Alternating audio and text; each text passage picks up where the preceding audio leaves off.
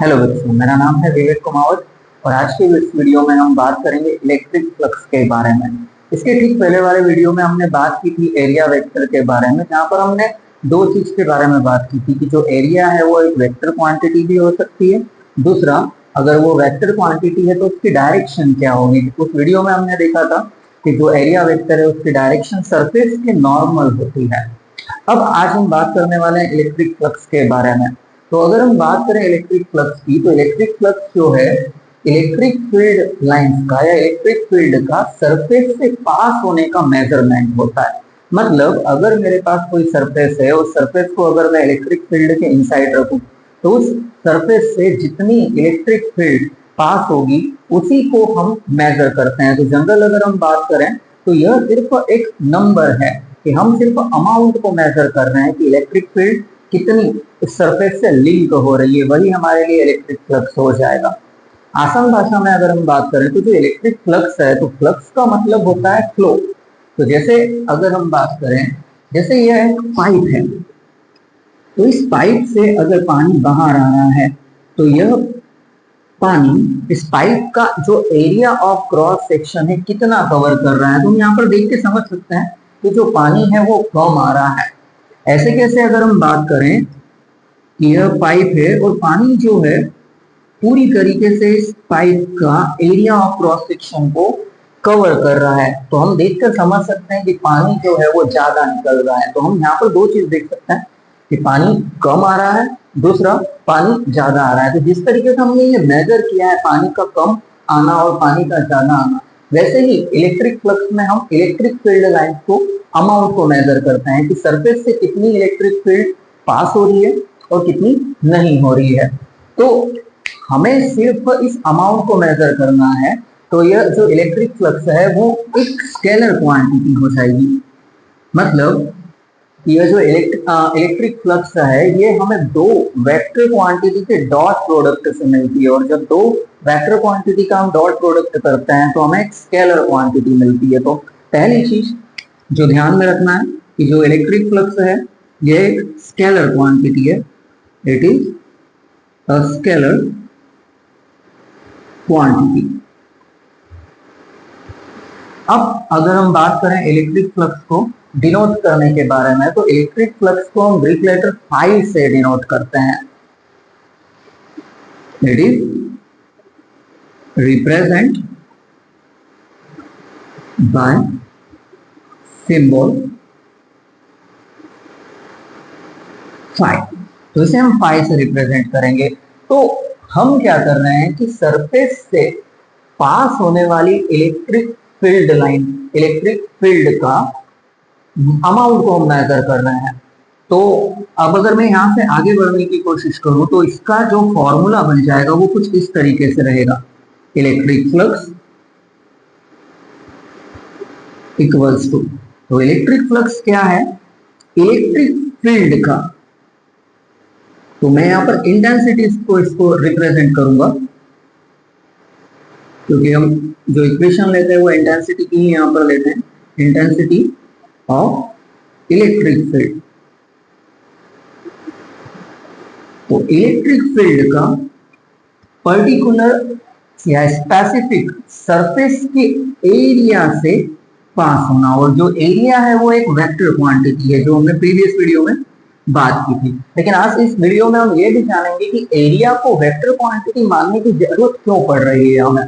तो सबसे पहले हम इसका फॉर्मूला लिख लेते हैं, फिर हम इसका एक्सप्लेनेशन भी देखने वाले हैं। तो इलेक्ट्रिक फ्लक्स को जैसे मैंने बताया कि हम इसे फाई से रिप्रेजेंट कर रहे हैं, ये हमारी इलेक्ट्रिक फील्ड इंटेंसिटी जो कि वेक्टर क्वांटिटी है, और एरिया वेक्टर जो भी एक वेक्टर क्वांटिटी है। तो जब हम इन दोनों वेक्टर क्वांटिटी का डॉट प्रोडक्ट करेंगे तो हमें स्केलर क्वांटिटी, हमारा इलेक्ट्रिक फ्लक्स जो है वो हमें मिल जाएगा। तो नेक्स्ट स्टेप में मैं क्या कर रहा हूं, इन दोनों वेक्टर क्वांटिटी के बीच के एंगल को साथ में लिखना है। तो जो वेक्टर क्वांटिटी जब इनका डॉट प्रोडक्ट होता है तो इनका जो एंगल हमेशा कॉस में मेजर होता है। तो नेक्स्ट स्टेप अगर हम देखें तो हमारा फाइनली फॉर्मूला जो है जिसका हम यूज करने वाले हैं वो आ गया है कि इलेक्ट्रिक फील्ड एरिया के साथ कॉस थीटा एंगल बना रहा है।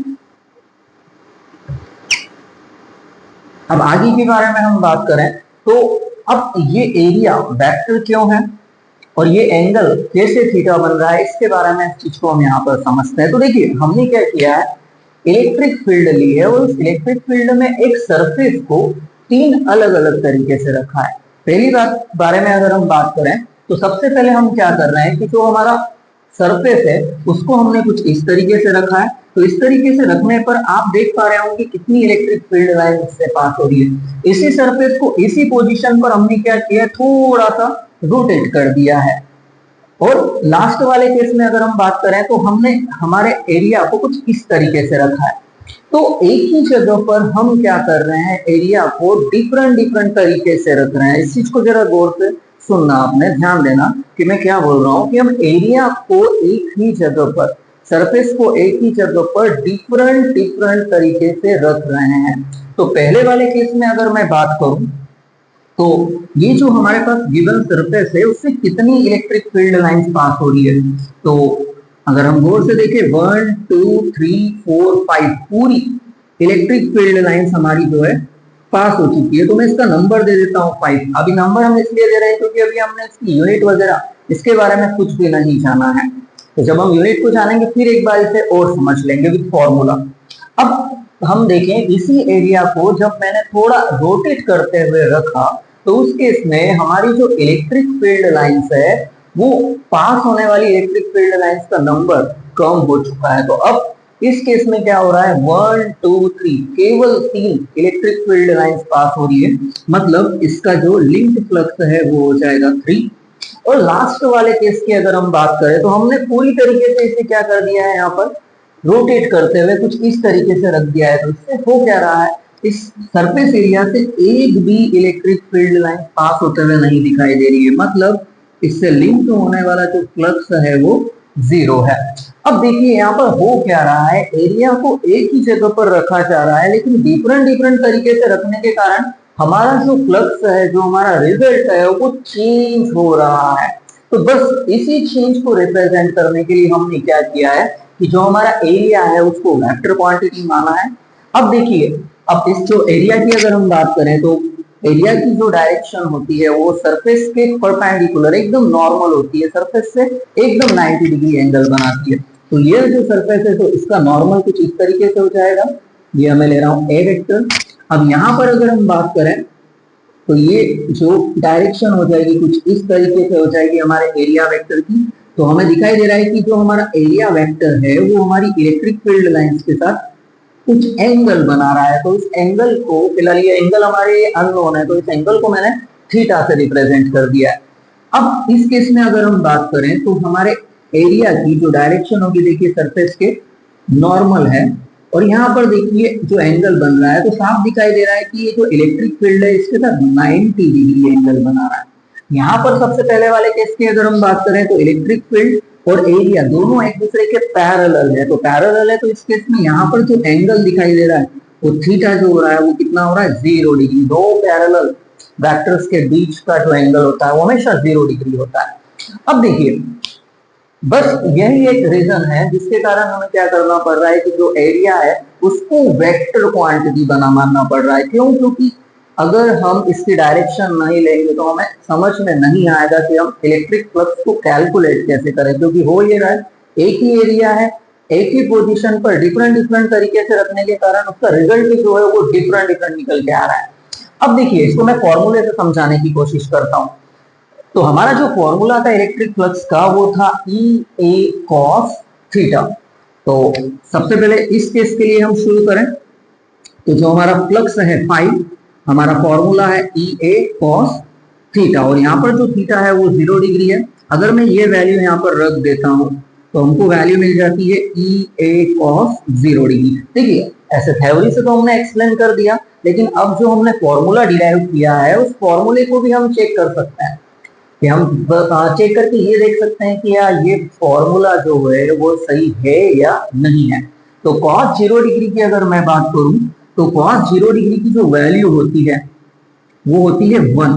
तो अगर मैं इस वैल्यू 1 को यहाँ पर पुट कर दूंगा तो मुझे फ्लक्स जो है वो मिल जाएगा। और अब तीनों केसों में अगर मैं कंपेयर करूं तीनों केसेस में तो सबसे मैक्सिमम फ्लक्स तो मुझे इस फर्स्ट वाले केस में मिल रहा है। मतलब ये जो फ्लक्स है 5 ये मेरे लिए इस केस में मैक्सिमम होगा। मतलब कि जब भी इलेक्ट्रिक फील्ड लाइन और एरिया वेक्टर दोनों एक दूसरे के पैरेलल हो तो उस केस में मुझे मैक्सिमम इलेक्ट्रिक फ्लक्स मिलता है।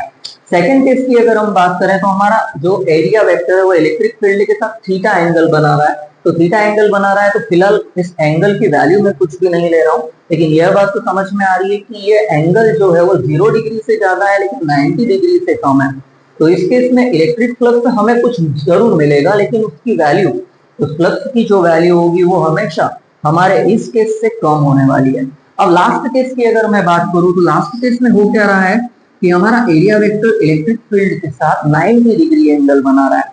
तो यहाँ पर जो थीटा है जिसको हमने फॉर्मूले में थीटा माना है इस एंगल को, तो इस थीटा की जो वैल्यू है वो हो जाएगी 90 डिग्री। अब इसी वैल्यू को मैं रखने वाला हूं हमारे फॉर्मूले के अंदर, तो देखते हैं हमारा फ्लक्स कितना हो जाएगा। ई ए कॉस थीटा, और थीटा जो है 90 डिग्री में यहाँ पर रख देता हूँ, ई ए कॉस 90 डिग्री। और कॉस 90 डिग्री की अगर हम बात करें तो कॉस 90 डिग्री की वैल्यू होती है 0, मतलब ये जो एंगल है ये हो जाएगा 0, और 0 का मैं किसी के साथ भी मल्टीप्लाई करता हूं तो फाइनली मेरा जो आंसर आता है वो 0 आता है। तो देखिए हमने जब इसे एक थ्योरी के साथ पढ़ने की कोशिश करी तब भी हमारा जो रिजल्ट था वो 0 आया, और विथ एक्सप्रेशन अगर हम बात करें, हमने जब इसे मैथमेटिकली एक्सप्लेन किया तब भी हमारा आंसर एग्जैक्ट सेम आया है यहाँ पर 0। तो बस यही रीजन रहता है कि एरिया को हमें एक वेक्टर क्वांटिटी मानना पड़ती है। अब रही बात इसकी यूनिट के बारे में, तो सबसे पहले हम इसकी यूनिट को देख लेते हैं। तो इलेक्ट्रिक फील्ड की अगर मैं बात करूं, इलेक्ट्रिक फील्ड इंटेंसिटी के बारे में, तो इलेक्ट्रिक फील्ड इंटेंसिटी की जो यूनिट होती है वो होती है न्यूटन कूलॉम इनवर्स। एरिया की जो यूनिट होगी वो होगी metre square. Theta cos theta तो एक डायमेंशनलेस कांस्टेंट है तो इसकी कोई यूनिट नहीं रहेगी। तो जो फाइनली हमारी यूनिट आई है इसको अगर मैं सीक्वेंस में लिखूं तो वो हो जाएगी newton metre square coulomb inverse, ये यूनिट रहेगी हमारे इलेक्ट्रिक फ्लक्स की। अब इसके डायमेंशनल फॉर्मूले की अगर हम बात करें तो इसका जो डायमेंशनल फॉर्मूला हो जाएगा हम इसकी यूनिट से ही बनाने की कोशिश करते हैं। तो न्यूटन जो फोर्स की यूनिट है और फोर्स का जो डायमेंशनल फॉर्मूला होता है वो होता है ml t-2 into metre square मतलब एरिया, तो मीटर जो कि एक लेंथ है मतलब लेंथ की पावर जो मैं दे रहा हूँ 2 दे रहा हूँ। कूलॉम, तो कूलॉम का जो डायरेक्ट मतलब चार्ज का जो डायमेंशनल फॉर्मूला होता है वो होता है AT, और यहाँ पर पावर इनवर्स है तो मैं यहाँ पर -1 लिख रहा हूँ पावर में। अब इसको आगे अगर हम सॉल्व करें तो ml t-2 इंटू, तो यहाँ पर L2 आ जाएगा और ये -1 का मैं पूरी ब्रैकेट में इस पावर को मल्टीप्लाई कर रहा हूँ तो ये हो जाएगा a-1 t-1। तो चीज दी क्वांटिटी सेम अगर हमें दिख रही है तो उसकी पावर हम यहाँ पर ऐड करते हुए चले, तो m एक ही है तो मैंने m की पावर 1 लिखी, लेकिन जो l है लेंथ जो है वो 2 बार यहाँ पर आ रहा है, तो यहाँ लेंथ की पावर 1 है और यहाँ पर पावर 2 है, तो हमारी जो लेंथ हो जाएगी वो हो जाएगी l की पावर जो हो जाएगी वो क्यूब हो जाएगी। अब टाइम की अगर हम बात करें तो -2 प्लस -1 तो ये पावर हो जाएगी -3, और आखिरी में हमारा बच रहा है एम्पियर का A और इसकी पावर है -1, तो ml 3 A-1 ये हमारा डायमेंशनल फॉर्मूला रहेगा इलेक्ट्रिक फ्लक्स का। उम्मीद है ये वीडियो आपको समझ में आया होगा। अगर ये वीडियो आपको पसंद आया है तो इस वीडियो को लाइक कीजिए, अपने दोस्तों के साथ शेयर कीजिए और हमारे YouTube चैनल को सब्सक्राइब कीजिए। Thank you.